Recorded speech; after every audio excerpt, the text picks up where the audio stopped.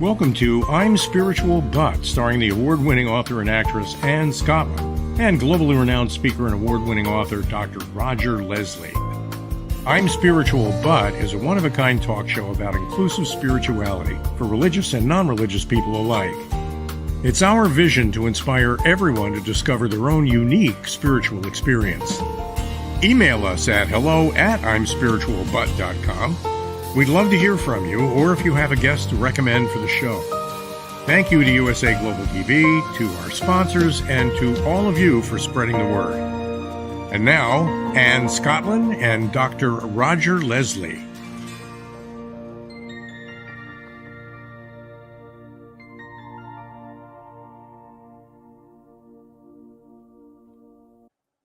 Welcome back to I'm Spiritual But. Thank you for joining us here again today on the show where we talk about inclusive spirituality, and whether you're religious or not religious, finding your own connection to the divine or higher self, consciousness, and learning to really thrive in the spiritual element of who you are. We've talked for so many years in general in our community, and especially during COVID, about emotional wellness. And we wanted to really talk more about spiritual wellness, and especially in a global conversation that ties us all together, what we have in common instead of specifically focusing on what drives us apart. So thank you for joining us today. Please do like and subscribe, and that's what helps us keep this content coming to you. Hello, Roger. Hey, Anne, how are you? I am so great this morning. I am great. How are you? I'm grateful. Yes, me too. You know, and one thing I'm grateful for, Anne, is I've been looking at the spectrum of guests we've had on the show so far, and the variety of their insights and the different points of light they illuminate for all of us has been so fascinating for me. I love the idea that we're having these conversations and sharing these for the purpose of inspiring and empowering our viewers. But of course, when we do things for others, we are the ones who get to benefit. So I just feel like I personally am growing and stretching and exploring ideas that I hadn't been exposed to before, thanks to some of our guests. And I'm grateful for this show. Oh, that's amazing. And we really have been so fortunate to have amazing people on here and who have really given a lot to put themselves out there, share what's working for them, share their own life journeys. So a lot of it's very personal sometimes, and, you know, kind of puts us in a vulnerable place, but is a real gift for you and I and all the listeners and viewers to understand that we're not alone, and that, you know, whenever we are connected to our own spiritual self, we're connecting to all of those who want to be connected in a positive and space of hope and peace and growth, which is just, to me, really exciting. So, and on that note, you know, I noticed the parallel between these conversations and some of the writing courses I teach. You know, I tell my aspiring writers that people want the journey. People want to read about the journey, and part of the journey is the struggle. And so what I really appreciate is that people have been so forthcoming in sharing the down times, the difficult times, the challenges that they faced that have led them to be bold and take a spiritual journey. That's part of it. So although we are positive and we do keep the light on all the good, the challenges we face are part of that. And I hope our viewers feel comfortable enough to embrace that and continue to acknowledge that it's okay to have downtimes. It's okay to have doubts. It's okay to face traumas that we don't ever expect, because that's part of the growing process. And it's the challenges that keep it real. And that's why I love this show, because it's not like we have it all figured out. I don't, you don't, our guests don't, but we're just sharing human to human based on our own spiritual experience. And we're just saying, hey, you know, it's not, when we share our challenges, it's not a complaint. It's not a badge of honor that we've all gone through trials and challenges. It's that we want everyone to know they're not alone. Yes. And so many of us have experienced similar things in many ways, maybe different causes, but we've all had doubt. We've all had discouragement. Many of us have had depression. So sharing and learning from each other is such a gift, an incredible gift. All right. Well, I am super excited to invite our guest, or to introduce rather to you, our guest today, a dear friend and professional compatriot of mine, Kevin McDonald, who is famous for being the voice of Seattle AM 1150, Positive Talk Radio. If you can't think of a better show to listen to, if you're tuning into the news, than Positive Talk Radio, I don't know what there is. Kevin was born and raised in Seattle, Washington. He's a jovial, fun-loving guy, and he has experienced life, let me tell you, in a big way. From being a star athlete to an actor, recognize that, voice actor, recognize that, restaurateur, haven't done that yet, Kevin, transit operator, audio producer, talk show host, creative consultant, motivational leader, and current podcast creator. His radio show, Positive Talk Radio, is designed to uplift your spirit by featuring people who positive motivational guests and creating something that everyone can watch and listen to. And his mission is to declare our freedom from hate, division, and fear, which is beautiful. And I'm so excited to welcome him here to I'm Spiritual But. Hello, Kevin. Hello, guys.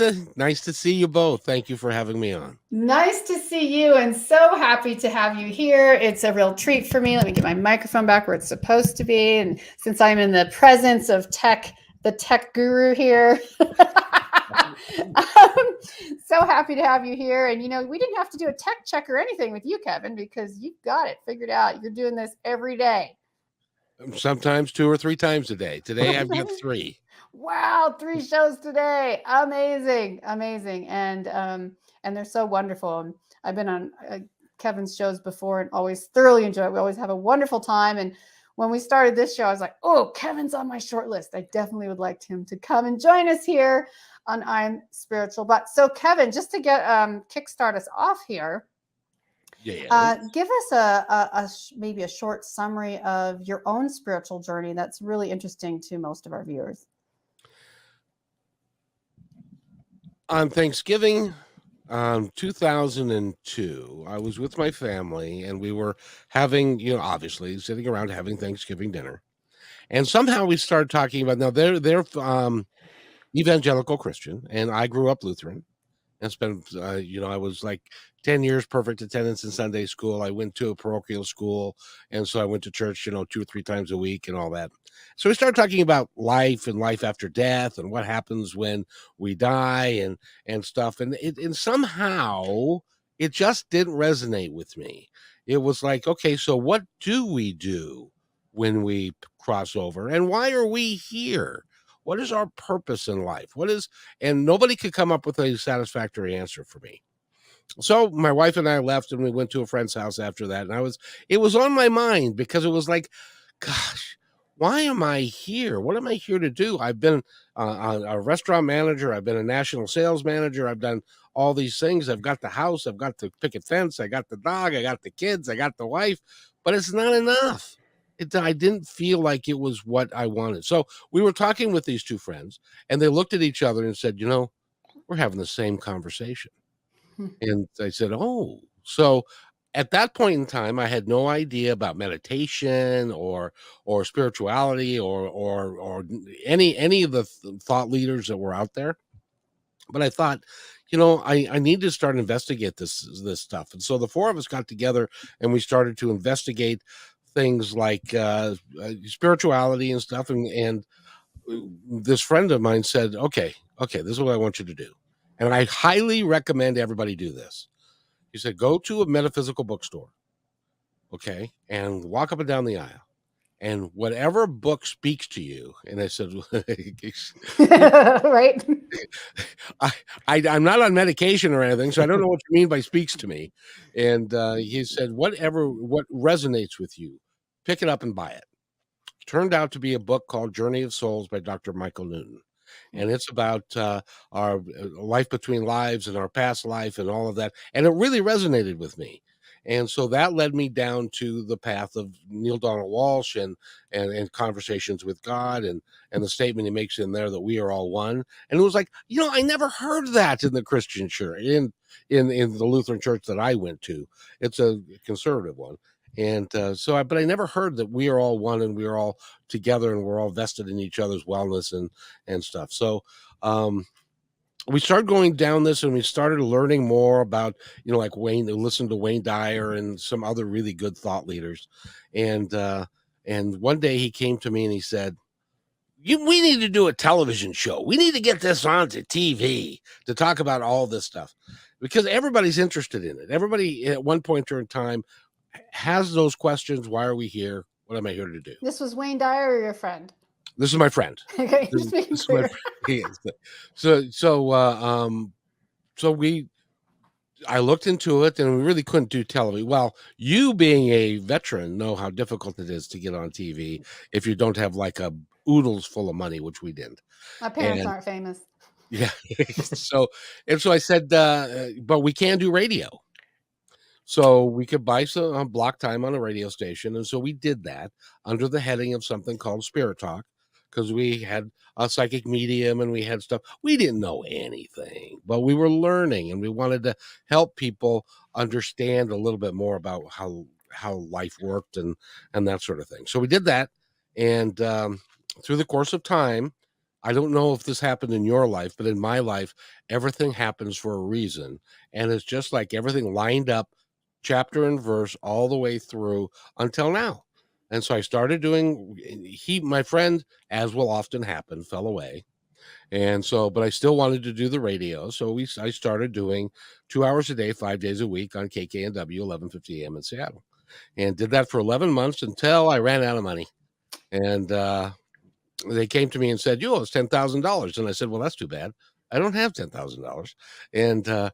And so I had to finish that show. But there was one call when I announced the show was going off the air. And I share this a lot because it means so much to me. The phone lines filled up, and people were talking about what the show meant to them and how uplifting it was, and the guests that we had on, and the nutrition information and the health stuff. But one call stood out for me, and that was a gal. She said her name was Carol from Bainbridge Island. And she said, we listen to your show every day. And I said, well, thank you. That's awfully nice. And she said, no, you don't understand. I'm an Alzheimer's caregiver. And you reach her with your show, with your laugh, the way you are. And it dawned on me that it's like we all have an impact, and we can have a positive impact on people we'll never meet. I never met her. This was 2003. I'm sure she's passed on now. But it meant so much to me. And so that led me on the journey that led me to today. Amazing. Oh, that's just beautiful too. And I love, Kevin, how you transformed your question into the journey, and then you made that journey into something so positive. Because one thing we share on the show every week is our mission statement, it parallels yours for your radio show. And our mission statement for the show is to reflect the light of every viewer so you can live your dreams more fully and trust your own spiritual path more profoundly. And you clearly are doing that through your show. And then I'm so encouraged and inspired by what you're doing. And I love that you got that feedback, because to me, one little bit of feedback like that can give me stamina and momentum to keep going, even in the face of, I owe $10,000. I can't do this anymore. When I have those two messages, the spiritual positive one always trumps all the worldly ones, and it leads me to keep going. Did that do that for you too? Oh yeah. Now at the beginning, you were talking about not everything is puppy dog tails and gravy and roses. And I went through, right after the radio show ended, I went through what I call my bad country music song period, which was my dad passed away, my dog died, my wife left, I lost my house, had to declare bankruptcy. I got sued for $50,000. This is all within a 3-year period. Sued for $50,000. I hit a bridge with a U-Haul. A little embarrassed about that, but so it wasn't, and all my friends left because I had changed. I was no longer the one that was the district sales manager. I now was a talk show host of a positive, spiritually minded show, and so all that happened, but that's okay. It was just an experience, and I got through it. And then my good friend that I started the radio show in 2003, her partner was a supervisor at King County Metro, the bus company in Seattle, and she helped me get a job with King County Metro, and so I drove a bus for 12 years, and then technology caught up, and now here we are. But it was all, in my mind, predetermined by what I like to call my team. I've got a group of folks on the other side, and I've talked about this before. Then they help me navigate the issues of life so that I can continue on the path that is in my humble opinion, my destiny. That's so beautiful. And this reminds me a little bit, Roger, of our talk with Mary Kress a few weeks ago, who was a special guest, who's a spiritual healer and medium, and working with the support from the other side. And that's where her spiritual journey took her. And I love what you said, Kevin, about, you grew up in a Lutheran church. I'm sure there were some absolutely amazing people there. But in the particular one you didn't really hear, and I relate to that, because I have some dear Lutheran friends, and they're beautiful people. But I can relate to, it really does depend on the environment and the church. And sometimes when we talk about, well, we are all one, but that means the people under this roof, or the people within this belief system, not we are all one as humans in the world, as all being children of God, or the divine, or whatever that is for you. Like, that is a different, bigger conversation that sometimes makes people uncomfortable. And it reminds me, though, too, of your quote, which I think Roger has for us. Yes. And this quote is from Kevin McDonald, and he shares it at the end of every one of his shows. And it is, "Be kind to one another, because each other is all we've got." I love that. How did that come to you, Kevin? I am a fan of movies. Ooh. And there was and whether you like him or hate him, a Mel Gibson film. It was called We Are Soldiers, and he had a speech before they went into battle in Vietnam, and he said, when we get out there, it's just going to be us. It's not going to be anybody else.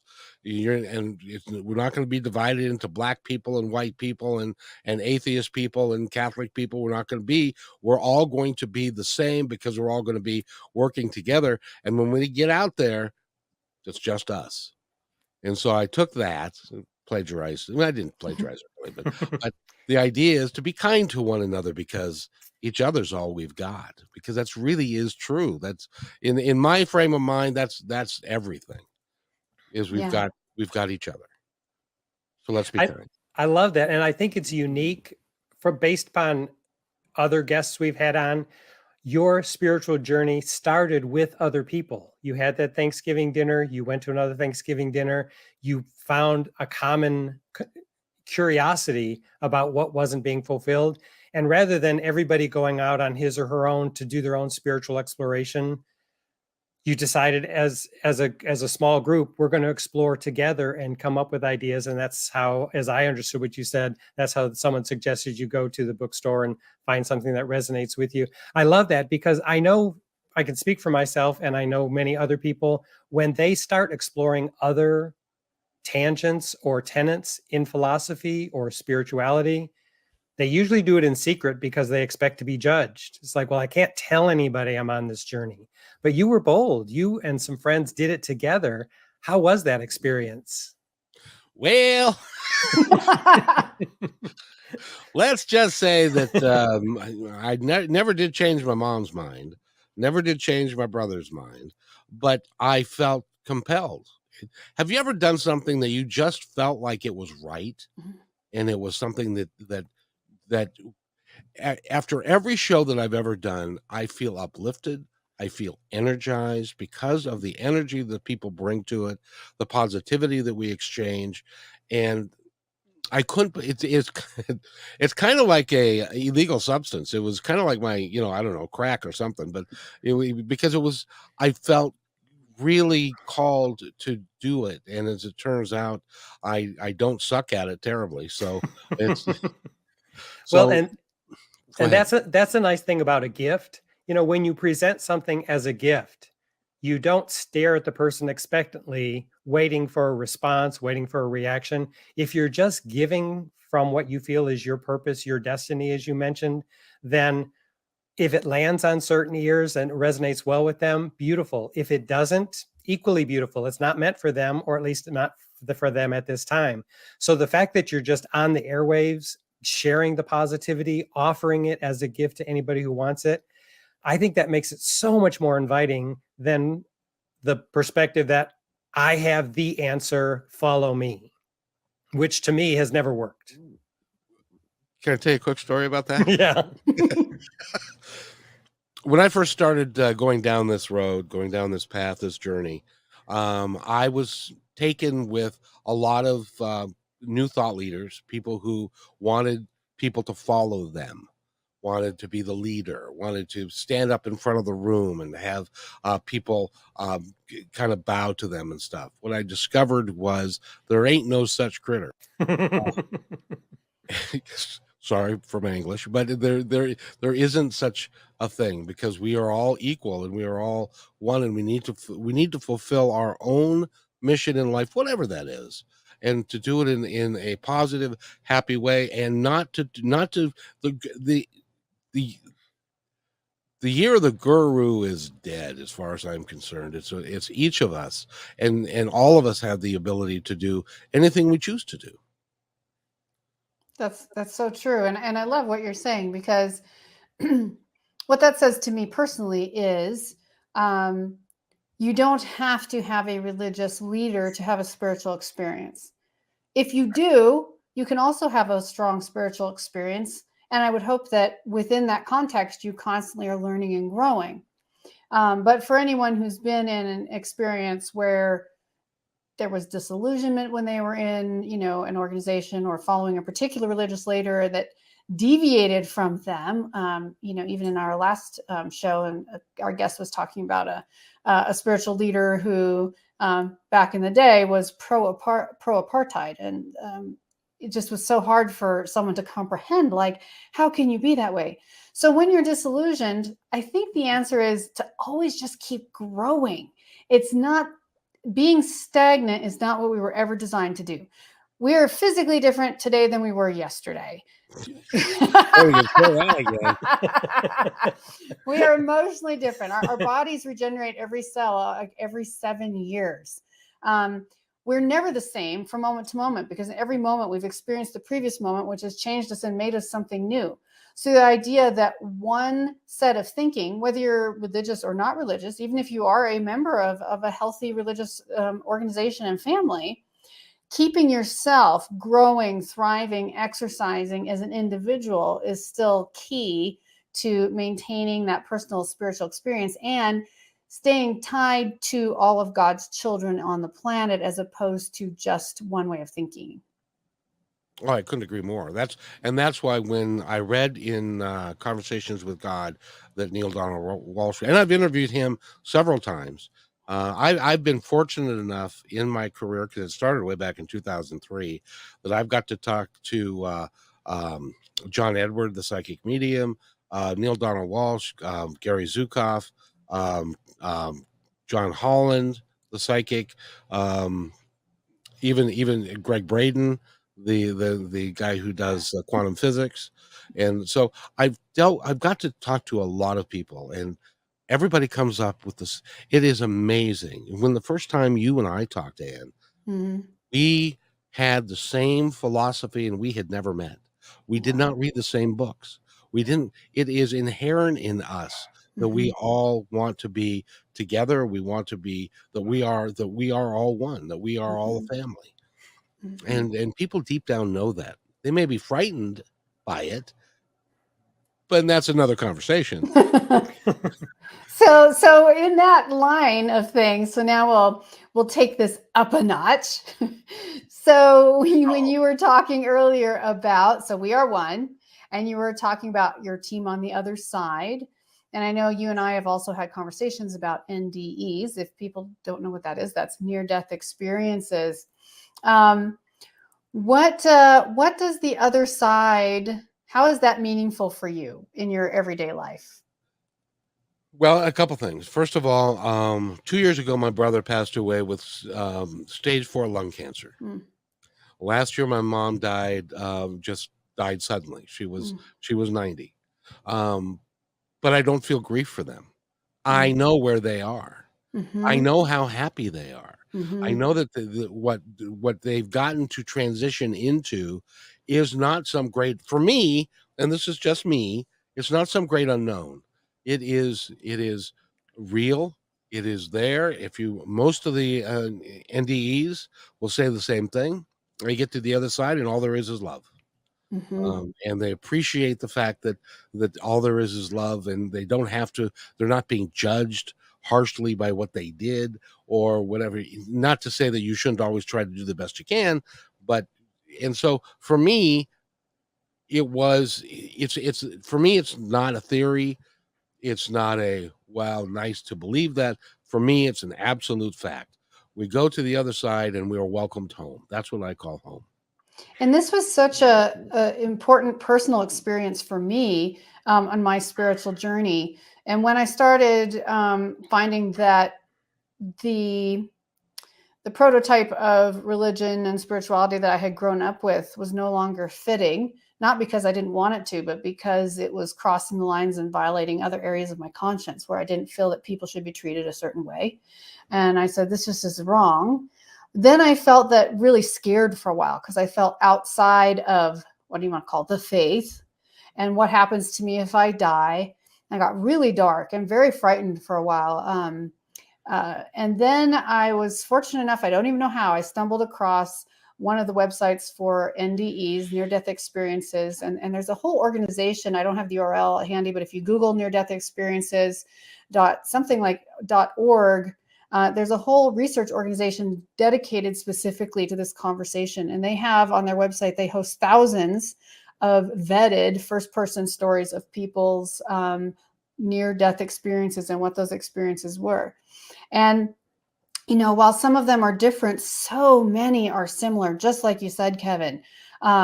People who said, I will never be afraid of dying again now, when they've, come back, they stop breathing for 20 minutes or, some other incredible thing. I'll never be afraid of dying again. The hardest part was honestly coming back. I kept begging them, don't make me go back. And they're like, your work's not done. You have other people to help and heal. And so they came back, but they're like, I have set free by that experience. And one of these days, Kevin and Roger, and you guys, maybe you can help me here. I really want to get a firsthand NDE person on to share their experience, because I think helping us to just, again, for all of the viewers and listeners, this is about not preaching a creed to you. It's about sharing the experiences of other human beings and where they have found joy and peace and relief and safety in their spiritual journey. So hearing those positive stories are often really encouraging to me. And I'm sure they were to you, Kevin, especially when you first started diving into the metaphysical. Remember when I told you about this book that I picked up that spoke to me? It was called Journey of Souls. And basically, Dr. Michael Newton is a hypnotherapist. And he was a practical, agnostic hypnotherapist who just helped people with, quitting smoking and that kind of thing. Well, one day he actually took somebody deeper, and they had a NDE, or they had a life before life experience. And so he started dabbling in that and finding more and more people that had those experiences. And then he, by accident, took them even deeper.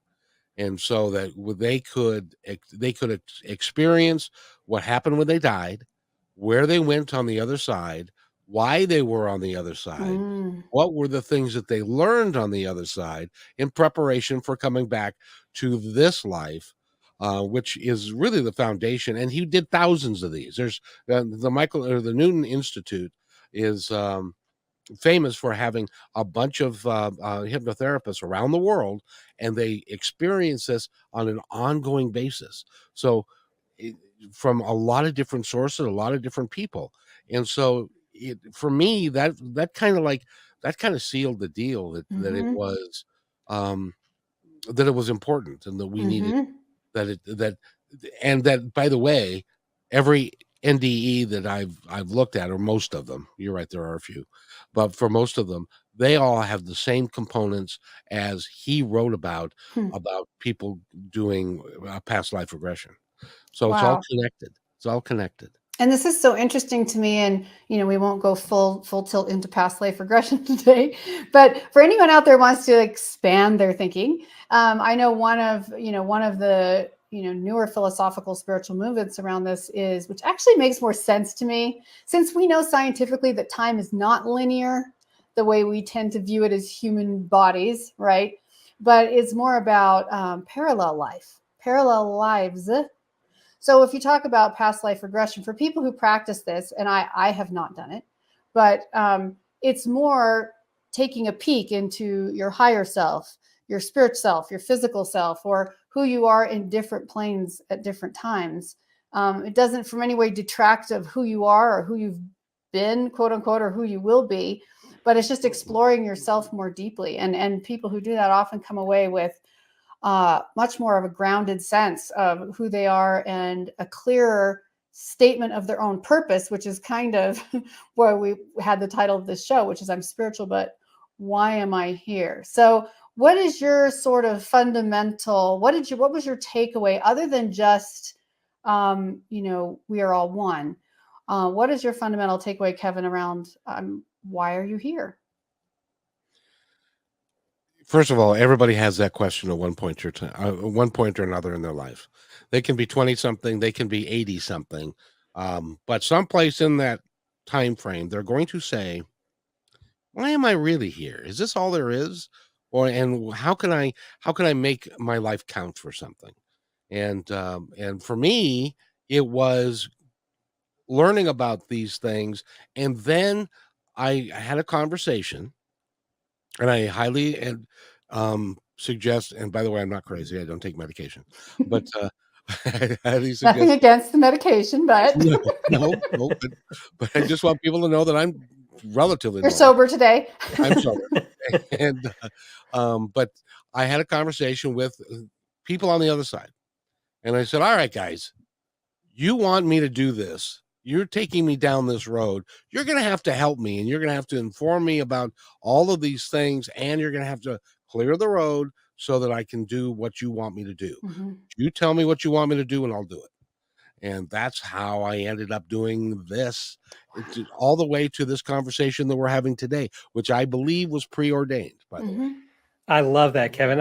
And it winds us back to the question that I wanted to ask you earlier, because when you mentioned that you get messages from the other side, that you get guidance from the other side, I know from my own personal experience, each guide that I hear from the other side presents him or herself in a completely different way. I have to figure out how they're communicating to me to understand them. What is your experience? How do your guides, how did they answer your question? How did you get, was it a feeling? Was it a voice? Was it a sensation? Was it a vision? Was it a dream? How did you get the message and the feedback you were asking for from the other side? I get signs.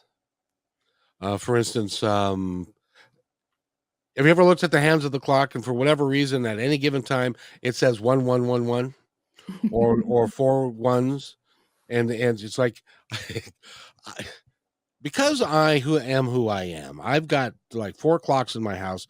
All of them say different times. So I can be in my computer and it'll say 1111. I can walk in the other room to where my range is, and 4 minutes later, and it'll say 1111. And oftentimes it's after a question. I also get it through music, through the lyrics of a Mhm. song. One time, a lady came up and asked me for money. I didn't have. All I had was a $20 bill. So I said, "Oh well, here you go." And she was so thankful. She said, "Now we can get cheese for our grilled cheese sandwiches." And so I get in my car, turn on the car, and playing on the radio was a song called "Give a Little Bit."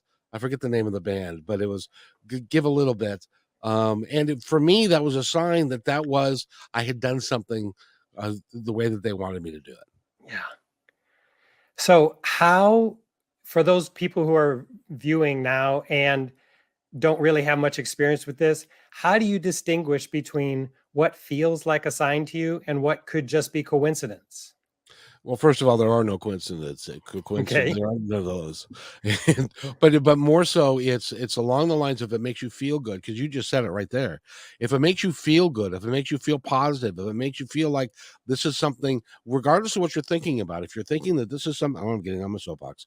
If you're thinking about something that this is really something that you want to do, or that you could be doing for yourself or those around you, it makes you feel good, makes you feel powerful.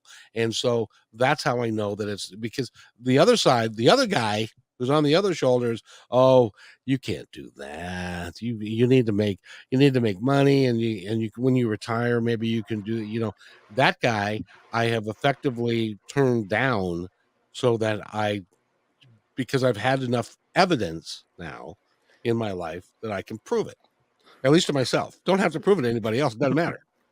But to So me, I can prove it. do you have specific practices that you engage in regularly to keep you tuned in? Well, I believe it or not, doing the radio show, as often as I do the radio show, that this is uplifting to me. It makes me, talking with people like you, who are so gifted in your own right, that it just uplifts me, and it makes me feel like I'm contributing, and it makes me feel good. And so I occasionally I meditate. I'm not nearly as good as I should be at a lot of those things, because I'm busy, but at the same time, I feel like my connection to the divine is really is rock solid.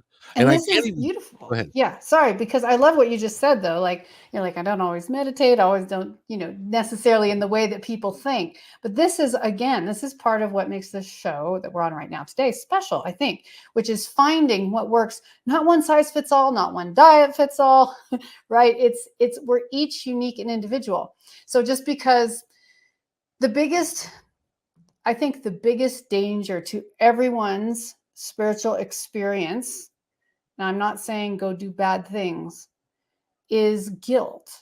Whether it's, oh, I should have meditated today, or I should have gone to my place of worship today this week, but I didn't. Or, we have so downgraded the trust in our feelings, which is a divinely given sensation, a divinely given gift that we've received as human beings, to know what feels right and what's wrong. That's why when you're in a quote unquote religious environment and you feel something negative that really makes you feel kind of sick, you can trust that it's correct. Or when you're in an environment that would be considered maybe, not optimal, but you feel, I need to give the $20, I need to say the right thing, I need to make a choice that's not popular.